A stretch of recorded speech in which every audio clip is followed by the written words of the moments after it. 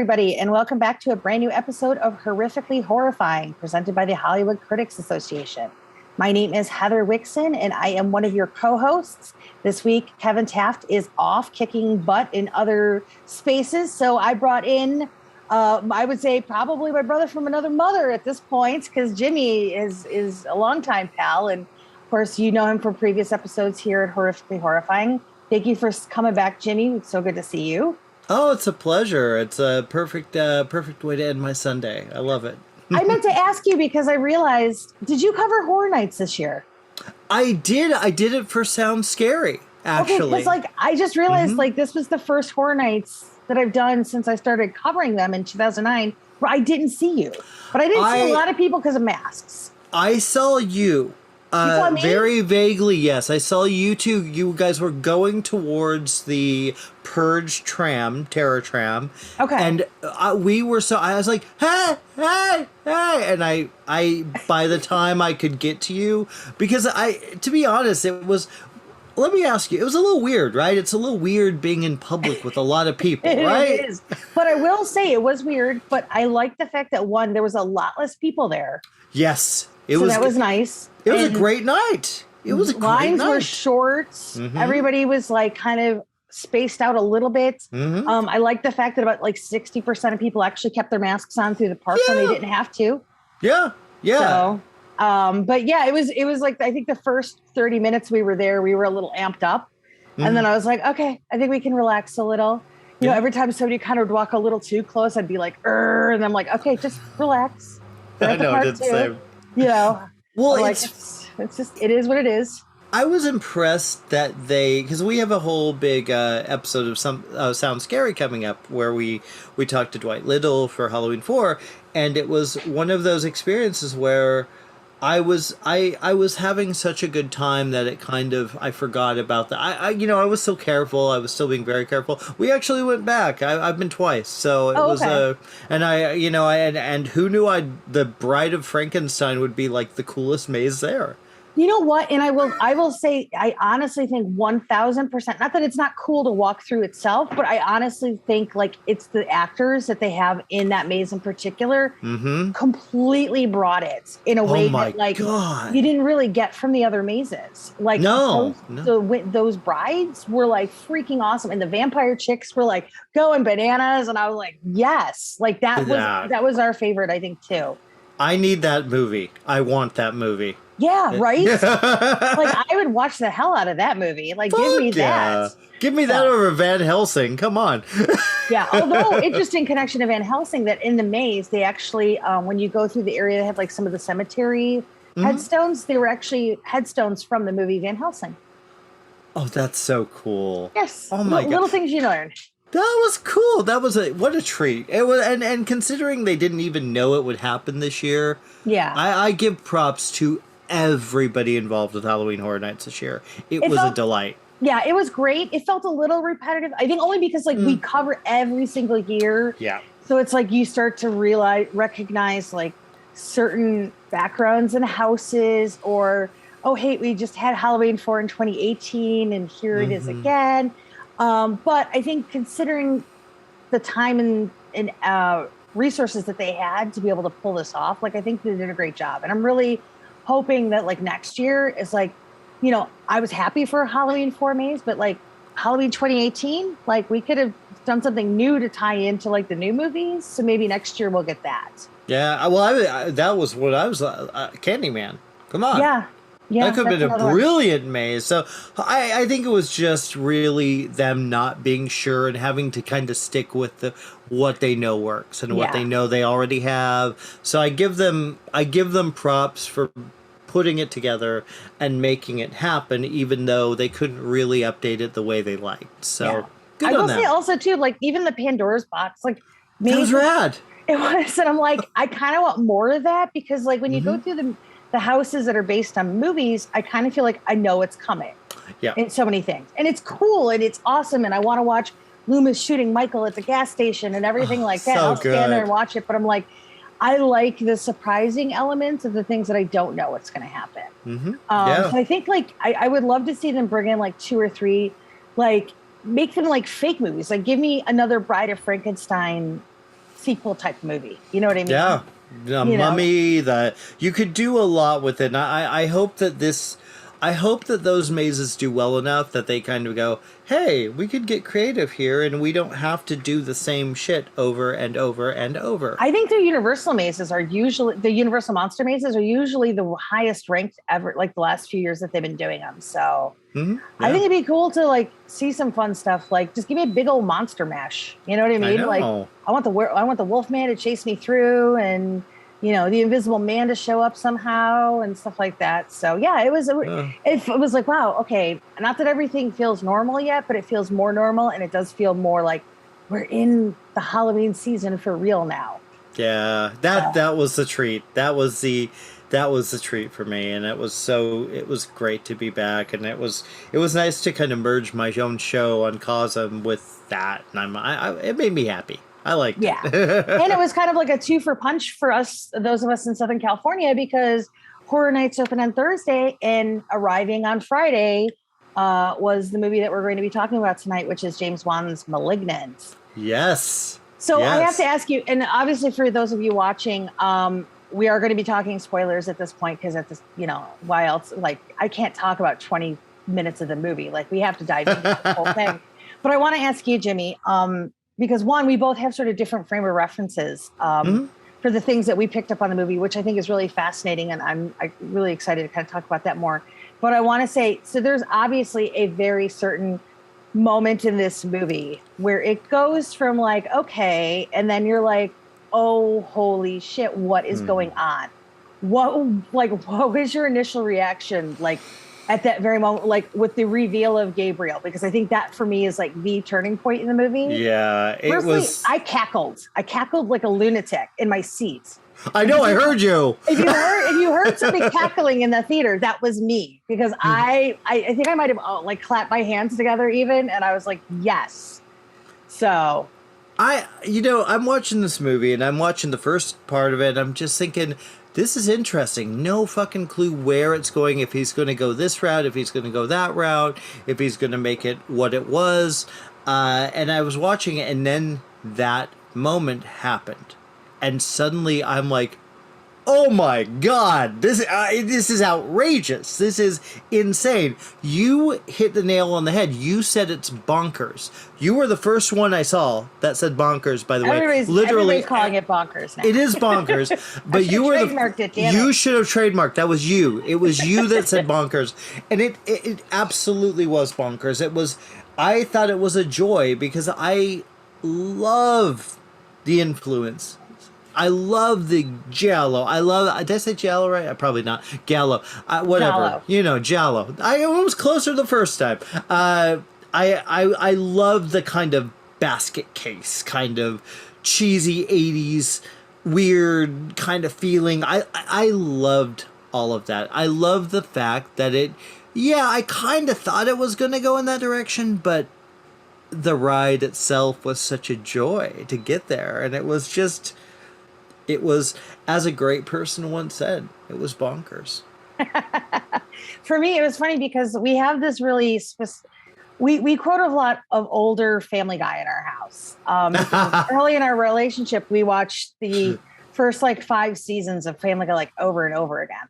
So at that moment, there's a joke in Family Guy in one of the seasons, I believe it's with Andy Garcia, where he's on a date and he has a tumor growing out of his shoulder, but they call him Shoulder Guy, and it's all warped, but he talks and stuff. And so for me, sitting in that theater and not being able to see it with my other half, as soon as that happened, I was like, oh my God, she has a Shoulder Guy. So then the best part is that we finally get to watch it here at home, and I get to share it with Brian, and we're sitting there, and I'm just like, oh, it's coming. I'm so excited, because he still is like, I mean, the movie's okay, but I don't understand what everybody's freaking out about. I was like, it's fine, just keep going. And then the Gabriel moment hits, and he was like, oh my God, it's a Shoulder Guy. And I was like, thank you. I've been waiting weeks to share this moment with you. You have no idea. I was so excited. And it was just because I came home from that screening, and he's like, how was it? I was like, I don't even know what to tell you. I was like, I can't tell you anything, because you just have to see it. And the thing is, and I will, in the movie, if anybody wants to criticize it, that's fine. I'm never going to take offense to that. Sure. But the thing is, it's like one of the things I said the weekend that Malignant came out is like, let's make horror weird again, because I just feel like every time I'm going to see something, I know, you talk about the ride, Jimmy, and it's like so many movies. I feel like I know what that ride is going to be. Like, I kind of already know what that ride of Halloween Kills is going to be, right? Sure. Where they're going to go, the women are going to go and try to deal with their issues. Michael's going to escape. There's going to be a lot of people who are going to die. Jamie's going to go back after him. Looks like a whole bunch of other people are too. And it's not going to get resolved because we know we have one more left. Yeah, so exactly. For a major studio movie to go as big and as as unexpected as this, I'm still floored that this got made. Like, this to me, you mentioned Giallo. For me, it just felt more like Italian horror in general, which is what I love about it, is because you can watch something like Lamberto Bava's Macabre, and it starts off with two people having an affair, ends up with a car accident, and somebody gets their head decapitated. The woman goes to an institution. She gets out. She starts to rebuild her life. One of her kids has died. Her other kid's there. She's having sex with a fake body attached to the severed head that she's taken out of a grave. It's just to me, I'm like, just go big or go home. And, for me, Malignant was so much, the Giallo tendencies are there. The unknown killer, the gloves, the weapon, the stylized shots, the reds, the deep hues and stuff like that. But for me, it's you could watch this with Demons too, and it would just be the most, WTF, double feature ever. Oh my God, right? Oh my goodness. I just, God bless James Wan for going to Warner Brothers and be like, I want to make this really weird movie, and I've made you guys $1 billion, so you're just going to hand me a check, right? And they're like, yeah, of course. Yeah. And they did, and it's out there, and it's we have this so just a complete 180 of a movie compared to anything else we've really seen this year. 100%. Yeah. Here's the thing. I've been talking, because I've been talking to a few people that did not like the film, and look, that's totally cool. Art is subjective. We need to remember that in these weird times where people have to go on Twitter and tell you you're an idiot or whatever because you liked a movie that they didn't like, or you didn't like a movie that they loved.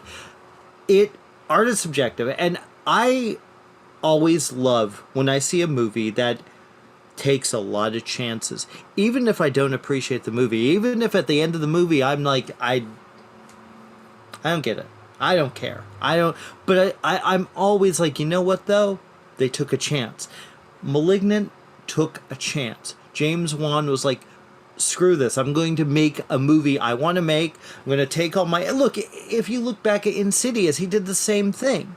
It was, Poltergeist for half the movie, then suddenly it's fucking Carnival of Souls. Yeah. And I think he has a way of doing that in such a unique and fun way that I loved the direction this, and by the end of the movie I was cheering it. I've seen it 3 times. It's a blast. It's so much fun. And of course I get that it's divisive. Fine.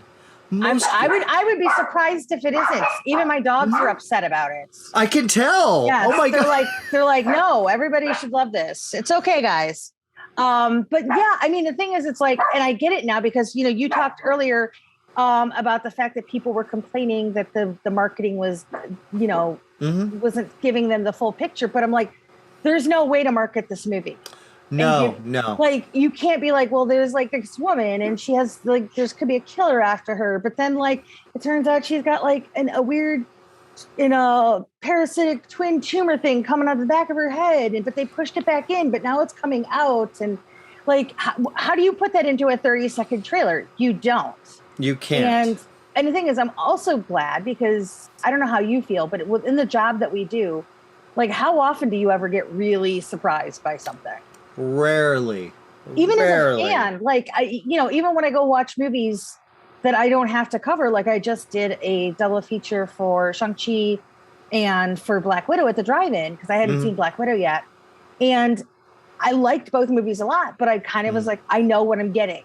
You know what I mean? For sure. For sure. And with this, it was just like, I only knew what I was getting for about 30 minutes of this movie. And then it's like, you know, and now we're going to make like, you know, have like sort of these hints of like, the early 2000s, late 90s Dark Castle movies that were coming out back then. It's just like this is a dream for horror fans. It's like everything you love about the genre in one place. And the thing is, I get it when people don't like it, but what I don't agree with is anybody who said that James Wan's direction is bad. And I'll say this because James Wan has been doing this now for decades, right? Yeah. You think he didn't know every little beat of what he was making with that movie? Of course he knew. Look, you watch this movie. Like I said, I've watched it 3 times. You can see what he's doing. You can see, okay, he's doing this for a reason. There's a reason that this is happening. There's a reason that there's this loud swell of "Where Is My Mind" playing, and you're like, it's batshit crazy, but it's goddamn brilliant. It really is. I feel like people forget that, you know, when Texas Chainsaw Massacre came out, it wasn't a mainstream, woo, let's go party and see that movie. It pissed a lot of people off, made a lot of people sick. A lot of people thought it was the worst thing ever. Generally, that happens with horror a lot. Especially when it doesn't take the typical routine. It doesn't take the typical, there's a slasher guy in the house and everyone. I love the fact that this is such a ballsy movie. Yeah. And I like you said, I applaud James for that. And I applaud that he took a risk. And I think he knows. I think he knew it would be divisive. I think Warner Brothers knew it would be divisive. Yeah. I will say one of my favorite things is like whenever I'm watching something, one of my benchmarks is it has to clear where I know I'm going to totally be in love with it is if I watch it and I'm like, this would have made an excellent X-Files episode in the 90s. It sounds so weird and specific, but it's like I'll watch certain movies like The Vast of Night. When I was watching that, I was like, okay, you know, although that's more like Outer Limits, Twilight Zone-y, but it could work. And there's like, so when they're going back and they're watching these old videos and stuff like that, like I was just like, immediately I was like, this totally could have been a monster of the week in the X-Files. And I would have loved every single second of it. And so for me, I was like, yeah, okay, I'm in love. I will say like when I was watching the first 20 minutes of the movie, I really wasn't that impressed. I was just kind of like, okay, so we're just doing weird stuff happening in the house again, James. Okay. You know, here we go again. And then it's like, it starts to build a little bit more and more. And then you're kind of like looking at the killer and you're like, something's weird, but I don't know what. And the fact that like that person, pardon me, I had pulled up her name earlier and I can't believe I was like, I'm going to remember this. I'm going to remember this. And of course I forgot. I know exactly who you're talking about. And I'm trying to think of the name. It's Marina Mazeppa. Who is the performer for Gabriel. And the fact that she did all of these stunts backwards, like if we haven't had a stunt category before in the Oscars, okay, we need one now. Yeah. And she needs to win because I don't know how she did this. Because, no idea. You know, and you were there during the interview, like James said, he thought he was going to have to shoot this movie backwards. Yeah. Yeah. And because she could do all of these things in real time, in camera, backward. Crazy. Like, I don't know how you do that prison scene backward. I don't know. I'm sorry, that prison scene is one of the greatest things I've ever seen. Also, like, Zoe Bell and that, like... Right? Everything! Phil Noble said it best, where he was like, it's like the jail cell that time forgot, that, like, somebody found a jail cell from, like, Death Wish 3, and, like, all these characters that you would see in, like, some old, like, Brosnan movie or something like that. And they've all just been sitting here waiting for somebody just to come in. And here comes Annabelle Wallace coming, you know, with her little like head buddy. But yeah, it was just like, it was head weird, buddy. like, yeah, it was just like so weird. Like all of a sudden you're just like, wait, what decade is this? People are using cell phones, right? So best sequence.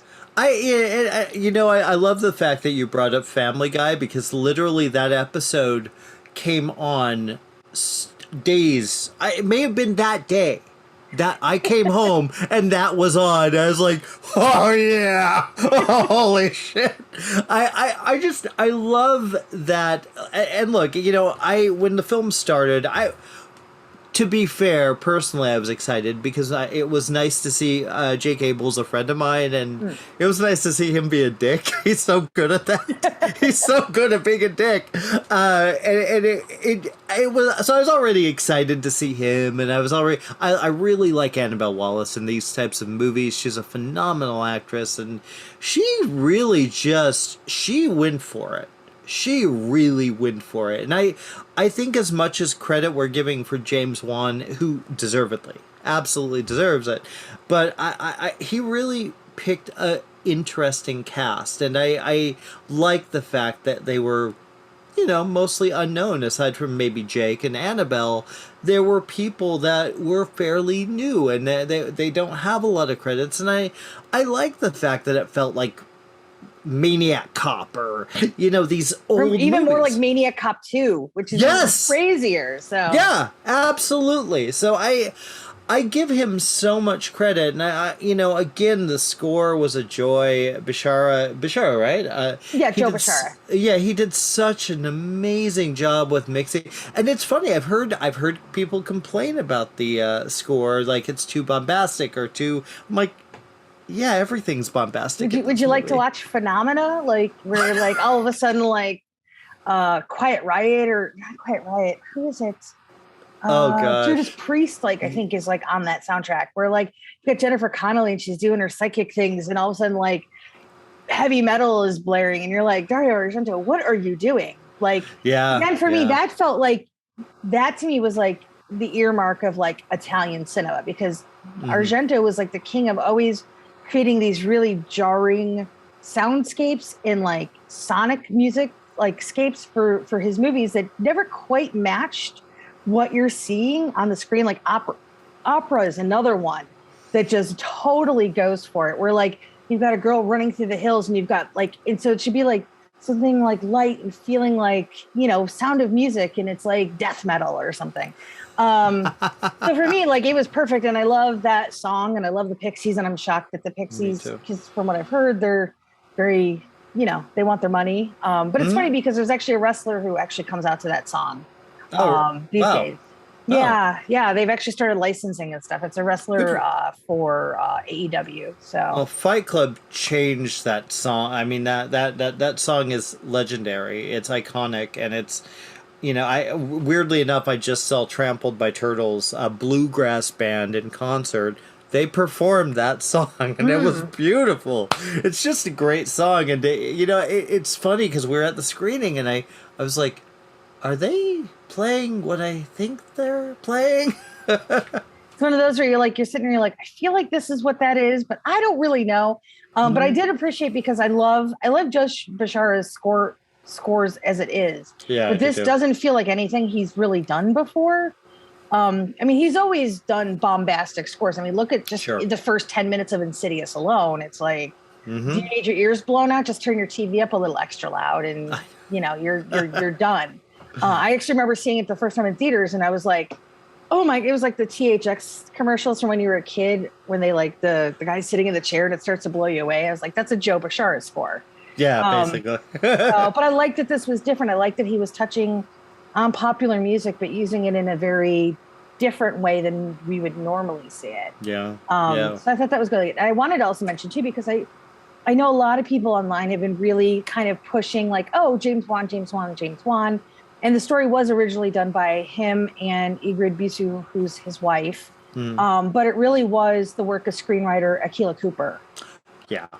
Who was the one who sort of put all of this madness together.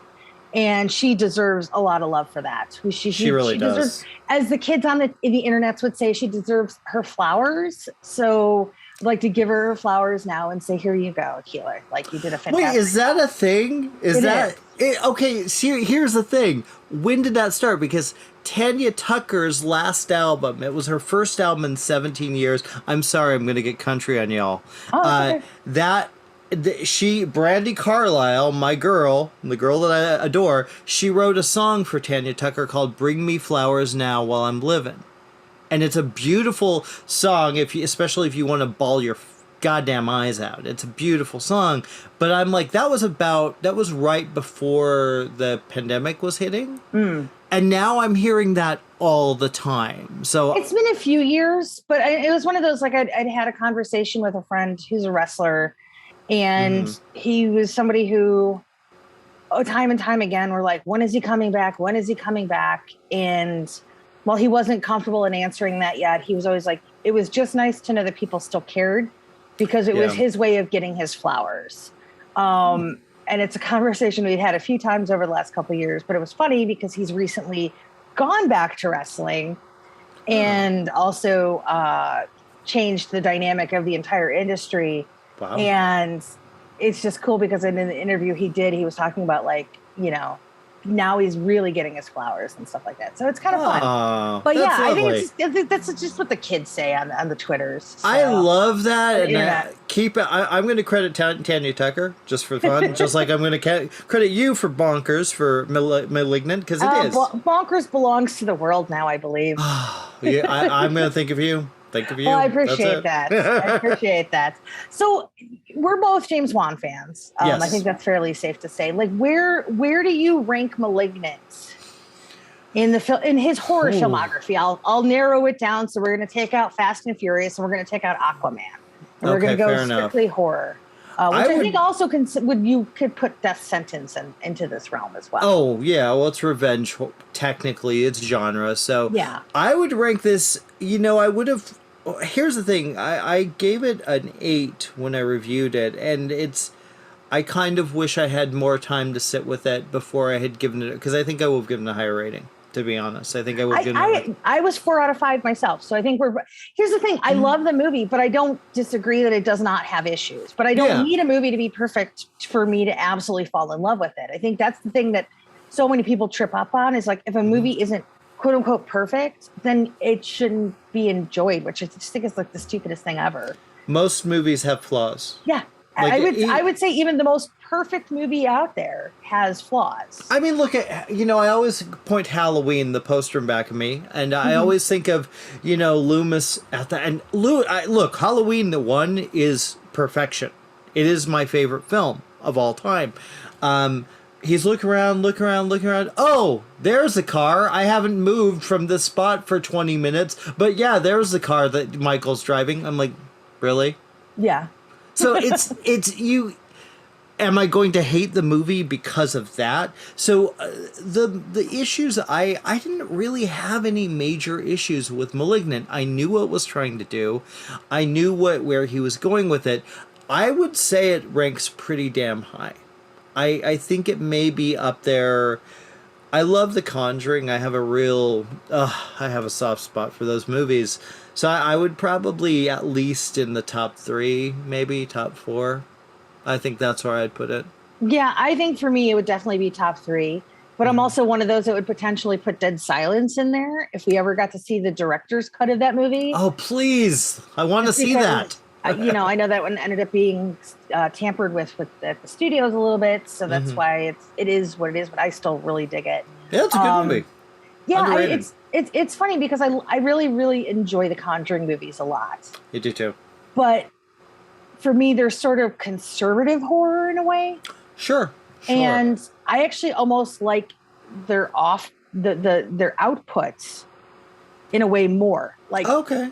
If I had a choice between watching Conjuring 2 or Annabelle Comes Home, I think I would choose Annabelle Comes Home, because it's so it's like monsters everywhere. And it's one of those things, like The Conjuring 2 is a brilliant movie.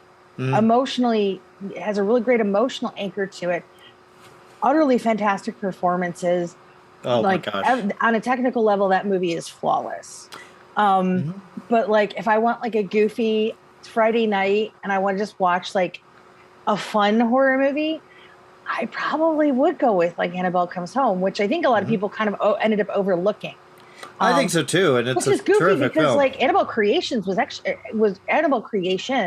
actually really fantastic, and I had zero expectations for that. So the only one I didn't like, ironically, which starred Annabelle Wallis, was the original Annabelle. I didn't like that one at all. You know, but they knew. Like I can see that. I think that makes sense to me. I feel like, because I know a few people that don't love the Conjuring movies because they are very stoic and very safe. But to me, there's something about for me, it's always about But here's Vera.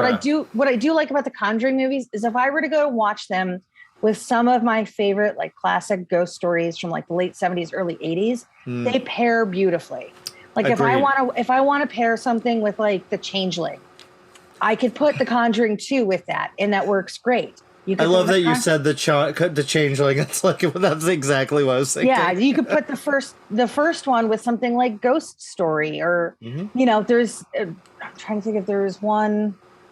I love that old British one, Ghost Watch, the TV movie. Yes. Oh my god, that's fun. So good, so good. So. Yeah, I get that, and I think it's weird because I'm also a little weird. I actually prefer Insidious 2 to the original Insidious. Bold. I haven't seen either in a while though, so that might actually change for me. I think what I liked about Insidious 2 was you started to see how everything kind of started grooved together, and how it was kind of like, oh, okay, so he's just going full Carnival Souls crazy with this one. I really appreciated that, but I generally like his work. Especially in horror, and I didn't. I liked Dead Silence. I thought it was entertaining. I thought there was a lot of good in it, and I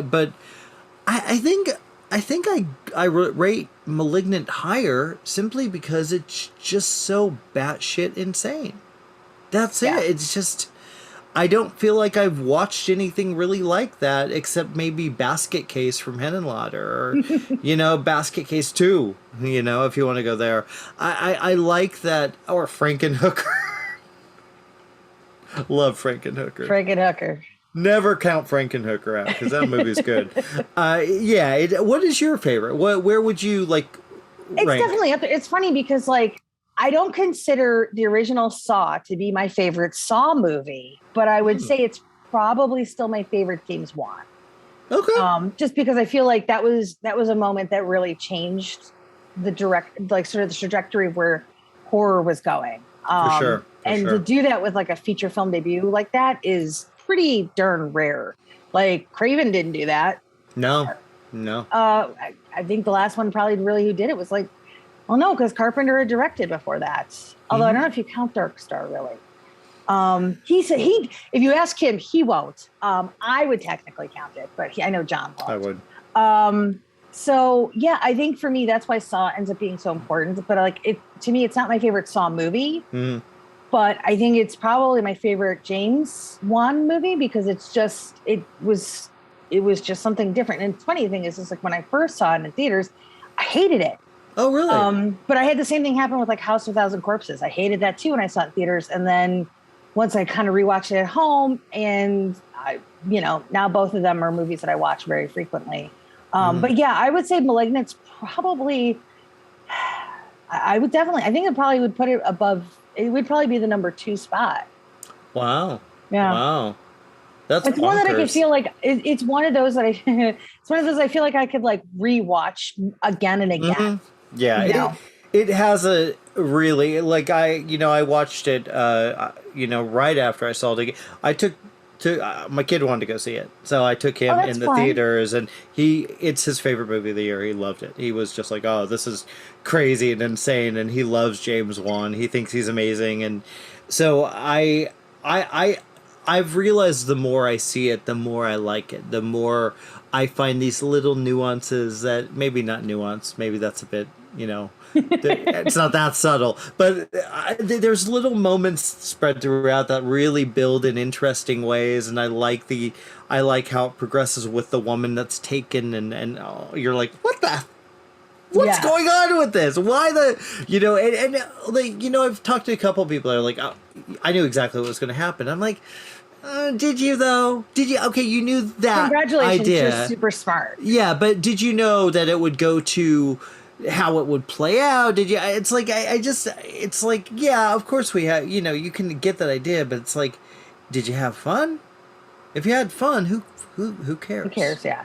I will say, like, when you go back and you rewatch it that second time and you really pay attention to the opening credits, it's all there. It's all right there in front of you. And you're like, oh, well, but you're so immersed the first time you're watching it where you're like, I don't know what's going to go on. And, and all these images are coming at you and there's little case files and stuff, which again, I live for that kind of stuff. Me too. And so like, I just was like, just letting it wash over me. And I really wasn't thinking I had to like pay attention to it.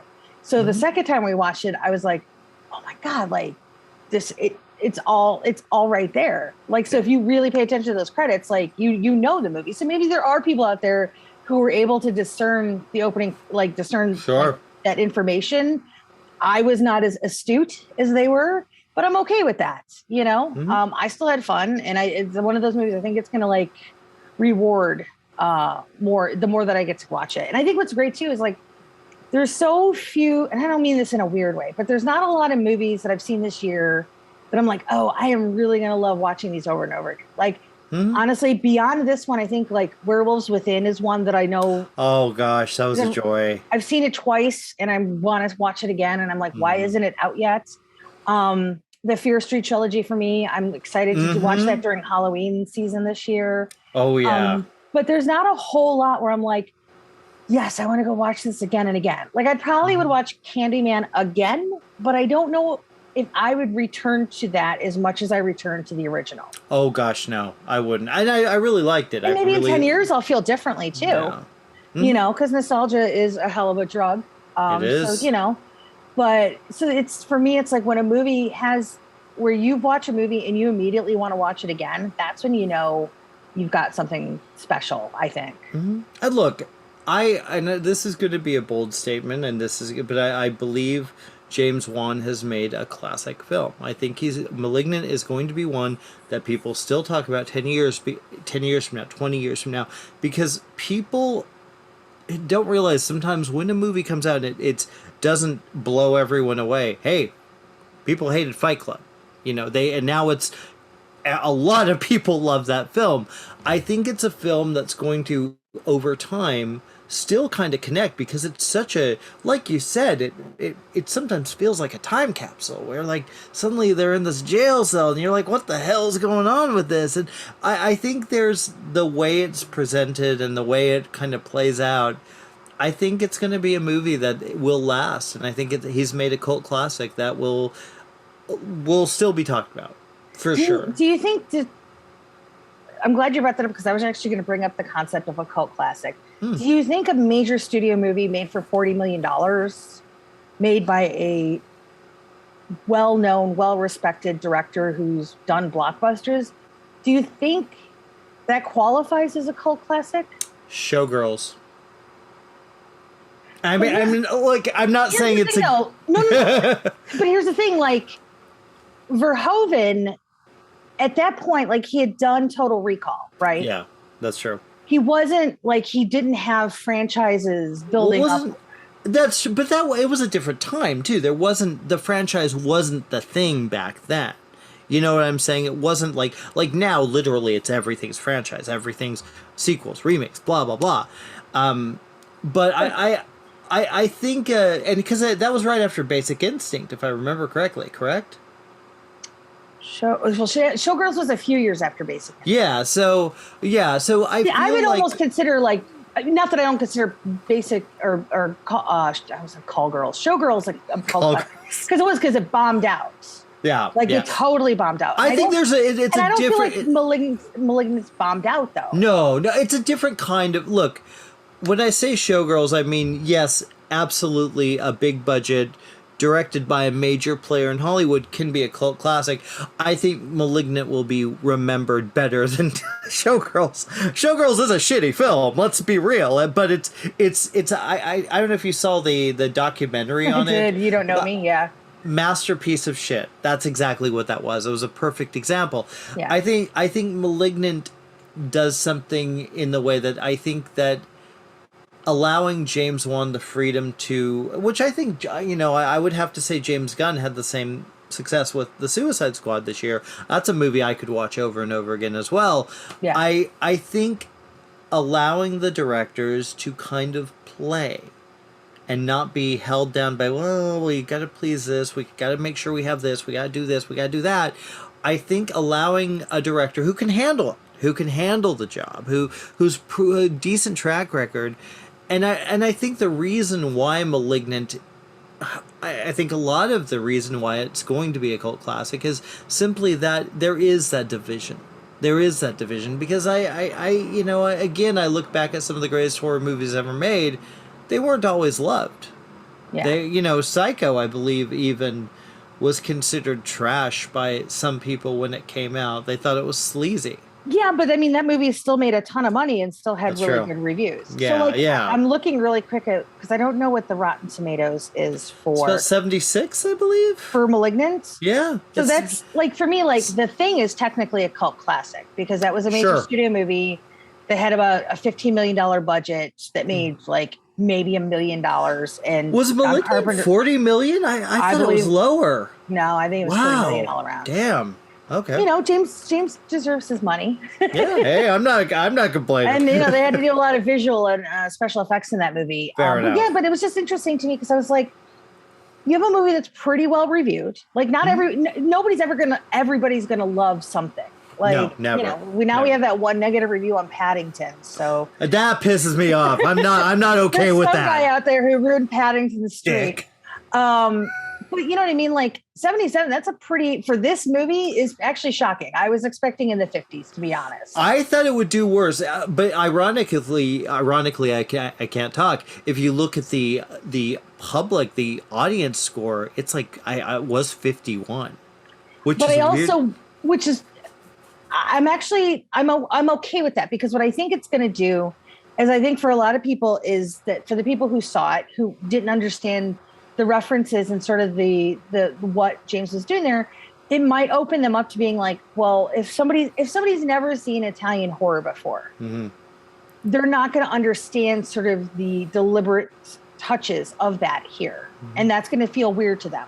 The first time I ever watched Italian horror, I was like, what is this? Yeah, I still remember being 8 years old watching Suspiria. And I was other than being absolutely scarred for life, I was just everybody talks weird because of the dubbing, the score. I didn't know what I was watching. And so I can't believe you watched that when you were 8. My God. Yeah, I rented it because it was in Terror in the Isles and I was just going through my list of movies. So, but I was just other than it scaring the shit out of me, I was well, that movie was terrible, but it's a freaking masterpiece. Because, for example, when I think of a movie like a cult classic, I think of one of my favorite movies is Vamp, which is a New World Pictures movie came out, made maybe $700,000 and it's theatrical, came and went, and then had to sort of build an audience. Or what a joy of a movie too! Grace Jones, you got Robert Russler, all handsome and shit. You got Chris Makepeace. You got a bunch of strippers. You got vampires. I like that one better than I like From Dusk Till Dawn. I liked both. I can't lie because From Dusk Till Dawn, it was one of those. Again, you go in watching one movie and you're like, oh shoot, we are in a totally different movie. It was fun. It was a lot of fun. Yeah, or cult classic to me is something like Clue, where nobody saw that movie when it first came out because it had 3 different endings and nobody wanted to be bothered, and became this movie that people started to watch more and more on cable because they put all the endings together, so you didn't have to go and figure out well, how do I see what if I go to this screening, am I going to see the Miss Scarlet ending, or am I going to see the Miss Peacock ending, or am I going to see the whole ending? And so that's a movie that spoiler alert. Well, guess what? It's a murder mystery. People get murdered and do murder. But it's for me, 20 years ago when I would mention that movie, nobody had seen that movie. Now, everybody talks about it. And so for me, Malignant, I just feel because of what it's done in the time that it's been released, I don't think it's going to go back into that pocket. I think it's just going to keep going. I hope so. I feel like it will too. I think it's one that it's like I said. It's getting people talking. It's, even if you hate it. I saw a post in Facebook recently for it, and people are like going, "Ah, it's the worst movie ever made." Then you see other people going, "Oh my god, I love this movie. It's so wild." It's generating conversation. People are talking about it. It's one of those movies that I don't think people have stopped talking about. They're still kind of, and the people that don't like it are talking about it because it's the worst thing they've ever seen. I actually read someone say it's the worst horror movie they've ever seen, and they've been watching horror movies for 25 years. I'm like which ones? Because seriously? Yeah. Like, watch 25 more years of movies and then get back to me. Yeah, literally, I could give you a list of horror films. I mean, that it's some pretty terrible ones, and I'm not even going to mention them here. But, like, I do feel like that kind of hate and love is helping it. It's helping it. It's in our brain. It's in our heads. It's in our feed. It's in our Twitter. It's everywhere because people are talking about it and people are reacting to it. And that's what great art usually does. Yep. Good or bad. It causes a stir. If a movie is like, it's all right. Yeah, I liked it. Cool. Okay, done. I'm done. I don't need to talk about it anymore because it's fine. It's good. Yeah. This is a movie like, what the? This is the worst acting ever. No, it's the greatest acting ever. It's such a bizarre thing, but I think James has his pulse on this shit. I think he knew absolutely 100% what he was doing. I think he knew people would react the way they are to an extent. I mean, I know you can't predict exactly, but this is an assured piece of work, and I think that the fact that people are just enraged or in love says a lot about it. And I think that's why it's going to last. People are going to still talk about this in a few years. They're going to be watching this on Halloween, and they're going to either be going, "Oh, that's the greatest movie ever made," or "This is the stupidest movie ever made," and do their own Mystery Science Theater 3000. So, I don't know. This is cult classic written all over it. I haven't felt that way about a horror movie in a while, to be honest. I think I would just call it classic. For me, the cult, I'm still struggling with the cult part because for me, going and watching a movie like Dead Snow, which I know most people are never going to get a chance to see, and they're going to have to eventually, discover that movie down the line. I'm like, that, especially the sequel. The sequel's even better. Yeah. It's a lot of fun. So, like, I'm still struggling with cult. I'm like, your movie cost $40 million. It's got the backing of Warner Brothers. It's James Wan, who I could literally say the name James Wan to my mom, who doesn't watch horror, and she knows who James Wan is. Yeah. She loves the Fast and Furious movies. So it's like, it doesn't have any of the benchmarks of cult for me, but that's a good point. But I agree with the classic part. I think this is going to be one of those moments where I think it's going to be a big pivot point for what happens in the genre over the next 5 years. I think think you're going to see more risks being taken. Like, you're still going to always get proper things that are going to need IP and stuff like that. But I think you're going to see people taking bigger swings, and I am 100% for it. You know what? I'm going to go with you. Yes, I can see what you're saying about cult. I do think for some people it will be a cult classic, but I do think it's a classic film. I do think it's going to be one that's going to be remembered. It's going to stand out in some way in the horror world, just like all the classics did that not everyone reacted to right away with. Yeah. Including Halloween, including all of them. Unless we're talking cult in the way of, like, we've all joined the Gabriel cults, then yes, I think we're good. Is there one? Because I want to join. Yeah. Oh my God. Maybe, who knows at this point with the internet. But yeah, so Jimmy, thanks so much for taking time to come out and chat about Malignant today. Pleasure. Real quick, now that we're getting into spooky season, do you have any sort of fun recommendations, offbeat recommendations to get people in the mood for Halloween? Gosh, I'm really kind of jonesing to watch Session 9 again. I haven't seen that in a while. I really, really love that movie. I think it's a phenomenal film. You know what? I like that you mentioned Fear Street. I think people, if you haven't checked those out, please do. They're a blast. They were a shockingly good trilogy of films that moves real well and gets better and better with each film. You know what? I would say go and watch maybe some of the classics that inspired this. Go watch check out Frank Henenlotter's career. Check out Brain Damage. That's a joy as hell. I would go find some of those movies, or even some of the cheesy slasher movies. He Knows You're Alone. Happy Birthday to Me. I mean, I don't know. Have fun. See the old stuff. See what's out there, because I think you're going to get a better sense of where James Wan was going with this film by watching, or Shivers, Cronenberg's early work. That's what I would recommend. Excellent. Helps you celebrate Malignant, too, so. Yes, I would say probably my offbeat sort of Halloween movie I would always recommend is it's an old TV movie called Dark Night of the Scarecrow. Yes. Which is just so good. Perfect for October. So if you're looking to, I think Olive put it out years ago. Like it was probably a decade ago almost now. I think so. Or maybe 2013 or something. I'm trying to remember when that was. But I think the Blu-ray's still out there, and I know it's streaming. I think it's on Tubi and a few other platforms. But that one's a super fun one, kind of throwback, fun stuff. A lot of great character actors and things. So yeah, really good film. Yeah. So all right, so Jimmy, where can people find you online? Of course, you can find me at joeblow.com. You can find me on sometimes We Live Entertainment. You can find me, of course, on Cosm with my shows Sound Scary and Something Stony. And, of course, Twitter, Jimmy to the O, and all of that fun stuff. Excellent. How about you? I'm just over at dailydead.com, and you can find me on Twitter at The Horror Chick. That's all I really do for social media, so I'm boring. And I don't have time for anything else. It makes it easy. It makes it easy.